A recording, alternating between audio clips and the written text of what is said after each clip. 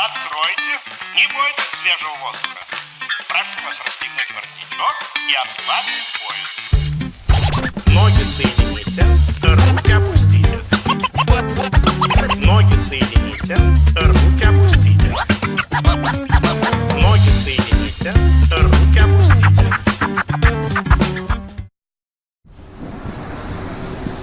Bonjour et bienvenue dans notre 6e émission. Oui, je sais ce que vous vous dites. Delphine a bien changé en un mois. Mais non, je la remplace juste le temps d'une émission. Et cette émission sera dédiée à la résistance. En effet, le festival de résistance s'installant en partie dans nos locaux jusqu'au 6 juin, c'est l'occasion d'en parler. Petit détour donc par des hauts lieux verviétois, comme celui-ci par exemple. Nous nous trouvons dans l'allée qui mène à la cour sauvage où se situe l'ancien local de la section belge de l'Association internationale des travailleurs, aussi appelée Première Internationale. La Première Internationale ayant été fondée 10 ans auparavant par Karl Marx.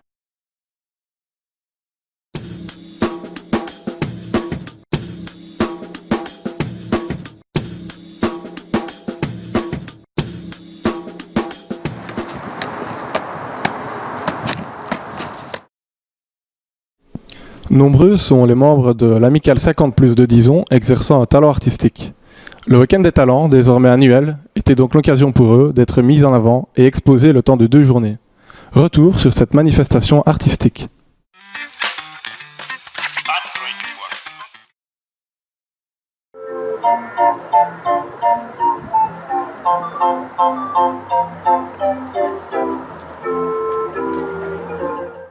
Plusieurs exposants quinquagénaires s'étaient donné rendez-vous le temps d'un week-end pour une exposition artistique. À l'initiative de l'Amicale +50 de Dizon, un groupe disonnais Petits Frères des Néos, mouvement social des aînés, ce week-end des talents était la 2e édition. Et ce ne sera certainement pas la dernière, au vu du succès rencontré lors de ces 2 journées. Différents artistes et artisans étaient également présents pour travailler sur place, pour le plus grand plaisir des visiteurs. Ils ont pu apprécier la confection devant leurs yeux de nouvelles toiles, de bijoux, de bouquets, même si certains étaient venus avec leurs propres occupations. Broderie, peinture, poterie, photo ou encore art floral, un large panel artistique y était donc représenté, et certains plus inattendus que d'autres.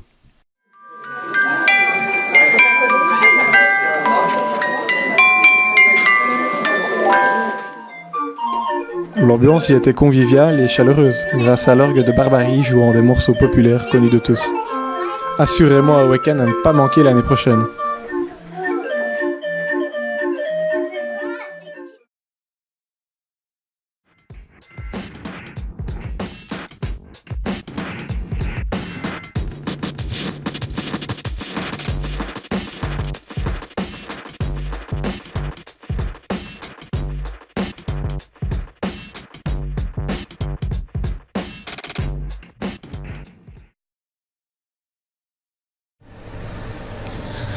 Qu'est-ce que la résistance? Pourquoi résister? Ce sont les questions que l'on vous a posées, ainsi qu'à 2 représentants de la lutte sociale à Verviers, Norbert Beer et Daniel Richard. Ce dernier nous parlera également du festival de résistance qui a lieu pour l'instant dans la région.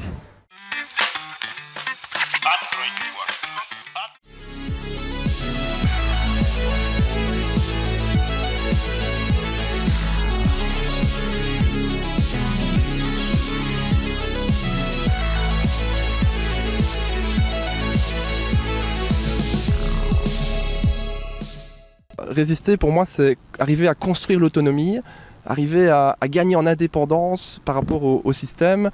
Parce que l'idée, c'est plus on est indépendant d'un système et plus on en est libéré, en fait. C'est aussi simple que ça. Ralentir aussi, ralentir nos rythmes, vivre plus en accord avec nous-mêmes, plus à l'écoute de soi, des autres, s'informer, d'aller chercher l'information, être conscient de ce qui nous entoure et pouvoir être mieux à même d'agir sur les choses. Aussi, c'est un décloisonnement de nos esprits par rapport à ce qu'on nous a appris, à nos perceptions en termes de relations humaines, en termes de... Voilà, c'est remettre en question ce qui nous a été inculqué. Penser hors du cadre et agir, évidemment, en rapport avec toutes ces pensées-là.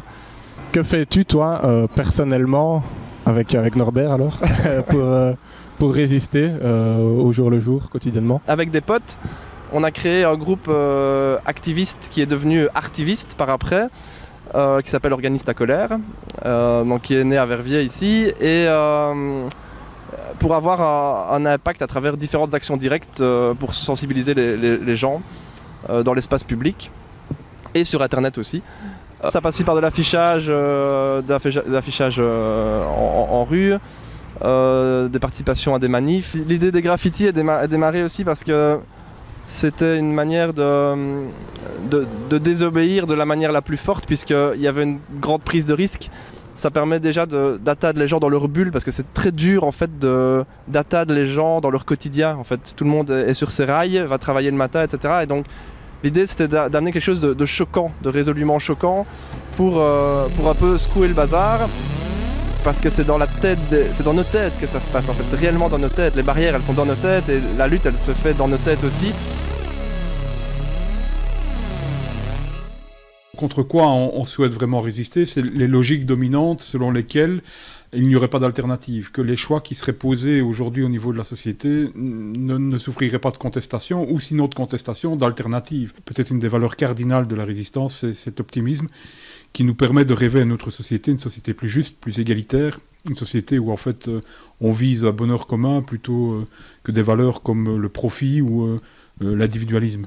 En 2004, il y a 9 résistants, dont Lucie Aubrac, Raymond Aubrac, Daniel Cordier, Henri Bartoli, en fait ils étaient 9, Stéphane Essel, qui ont publié un appel auquel on continue à se référer, qui est l'appel de résistants, qui s'appelle « Créer c'est résister, résister c'est créer », qui mettait en question l'évolution de la société, en disant il n'y aurait plus d'argent aujourd'hui pour financer toute une série de politiques sociales. On pense à tout ce qui concerne la sécurité sociale, au financement des services publics, au financement d'une presse indépendante et libre. L'argent ne serait plus là. Or, il y a dans leur appel un passage que je me plais en fait à répéter souvent, c'est comment peut-il manquer aujourd'hui de l'argent pour maintenir et prolonger ces conquêtes sociales, alors que la production de richesse a considérablement augmenté depuis la libération, période où l'Europe était ruinée. Donc pour nous, c'était un appel fort, et c'est au départ de cet appel que nous avons organisé un festival qui remette en évidence en fait, cette valeur de la résistance, en disant il y a un esprit critique en fait, à développer auprès de la population, et cet esprit critique, en fait, il était détruit par cette idée qu'il n'y aurait pas d'alternative.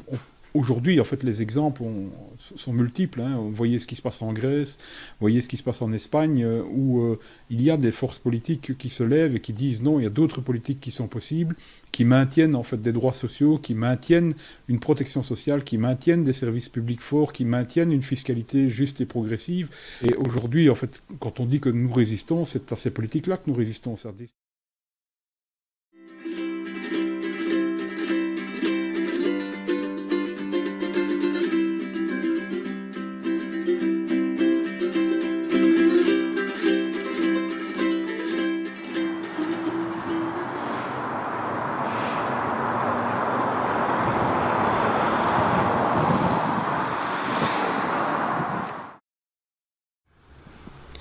Le reportage citoyen est l'œuvre, cette fois-ci, d'un groupe de jeunes de l'ASBL L'Année Citoyenne Verviers. Cette ASBL de service citoyen était présente sur un chantier d'aménagement de jardin de l'ASBL Loré. L'occasion pour les jeunes de prendre quelques images et de nous parler de l'Année Citoyenne Verviers.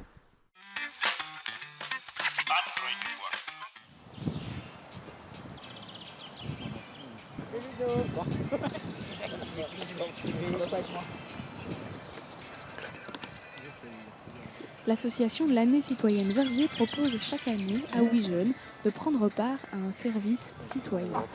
Je m'appelle Jordan, j'ai 17 ans, je viens de Teux. Comment es-tu arrivé à l'année citoyenne? J'étais dans une école, j'étais à l'IFAPME, j'étais en cuisine, mais bon, ça me plaisait, mais je n'aimais pas trop non plus, comment dire. Puis on m'a parlé d'une année citoyenne, on m'a orienté vers ça si j'étais intéressé, puis j'ai été voir. Parfois on a des chantiers, on va aider des partenaires qui ont besoin de nous. C'est une action en faveur de l'environnement. On a replanté des haies d'essence indigène, on arrache des espèces invasives, donc tout ça pour préserver l'environnement, pour préserver en tout cas ce qui reste ici dans ce domaine de Tribourmont qui est vraiment très très riche.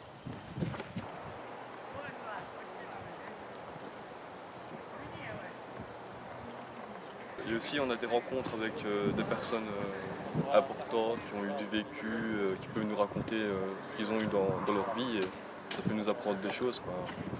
On a visité un potager avec des personnes qui nous ont pu expliquer comment ça se passait, quand on pouvait cultiver les légumes, les fruits et tout ça, les saisons qui étaient plus appropriées.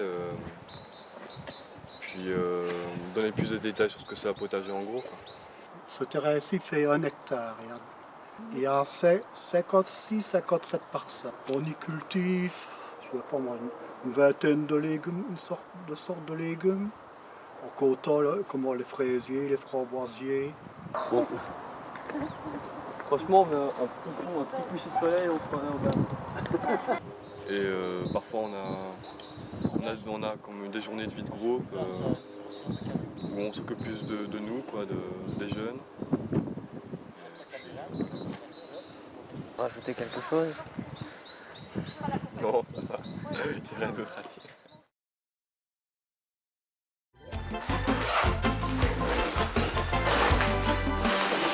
Sécurité sociale.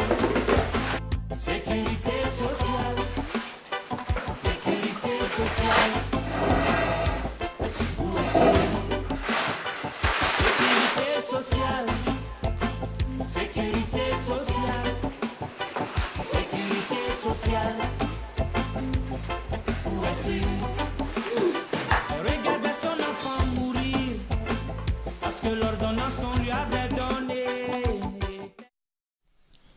L'acte de résistance est souvent associé à Taureau ou Stéphane Hessel, mais beaucoup moins à la vergétoise Marie Mineur. Et pourtant, c'est notre portrait du mois. Qui est Marie Mineur? Ce nom qui a été repris par différentes activistes, c'est l'exercice auquel s'est plié Freddy Joris le 16 mars passé. Et d'abord, une petite remise en contexte. Donc au XIXe siècle, Verviers devient une des 5 ou 6 villes les plus importantes de Belgique, à l'époque où elle était capitale de l'industrie lainière, capitale mondiale. Verviers donne aussi le ton en matière syndicale. Le premier syndicat de l'époque de l'Internationale s'est créé à Verviers en 1868 chez les métallos, puis dans le textile, puis chez les menuisiers. Les Verviétois obtiennent la journée de 10 heures au lieu de 11. C'est un mouvement ouvrier qui gagne à ce moment-là. Il faut savoir qu'à l'époque, au XIXe siècle, l'infériorité de la femme est totale, elle est légale. Ça vaut aussi bien pour une ouvrière du textile que pour la bourgeoise la plus fortunée. Les femmes n'ont pas le droit de vote, a fortiori elles n'ont pas le droit d'être élues, elles sont dépendantes de leur mari pour absolument tout. Elle était née, j'y arrive, à Audimont en septembre 1831.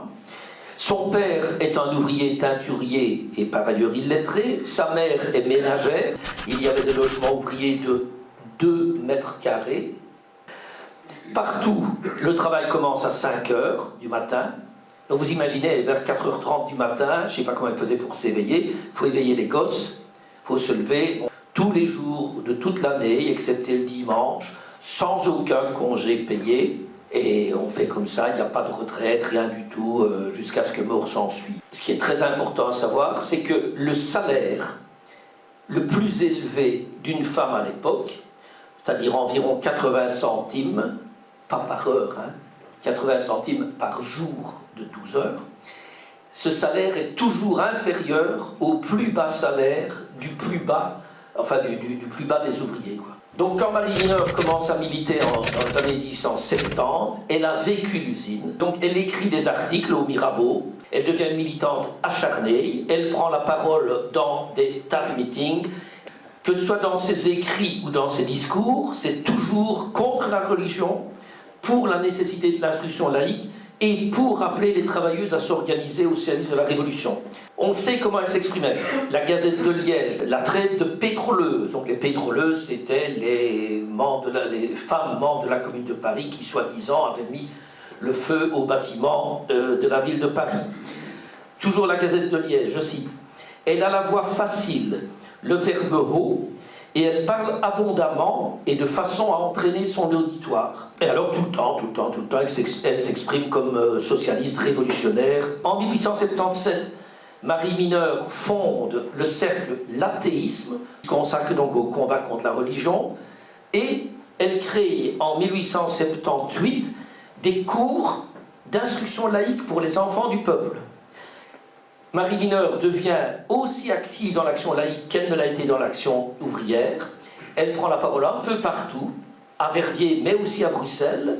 Et chaque fois que des cercles laïques demandent à Bruxelles une oratrice, quand il s'agit de la Wallonie, c'est toujours Marie Mineure qu'on leur conseille. Et puis, fin des années 80, et ce sont ces militants qui ont créé en mai 88 la première fête de la jeunesse laïque, donc ce qui existe encore aujourd'hui régulièrement à la Maison de la Laïcité, fête de la jeunesse laïque dont Marie Mineure a été la cheville ouvrière jusqu'en 97.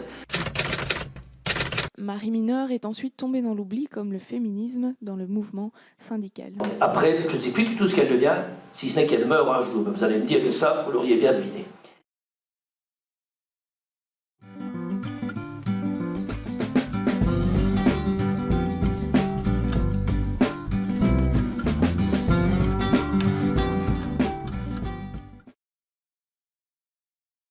Les combats sociaux sont intemporels. C'est pourquoi de nos jours, il est encore temps de résister. À vous de choisir votre cause. Et en ce qui nous concerne, l'émission est déjà finie. Nous tenions à remercier le Musée de la Laine pour son accueil et nous vous fixons rendez-vous le mois prochain. Si vous avez des sujets à nous proposer, n'hésitez pas. Présence TV est avant tout une émission dédiée à la population. À très bientôt.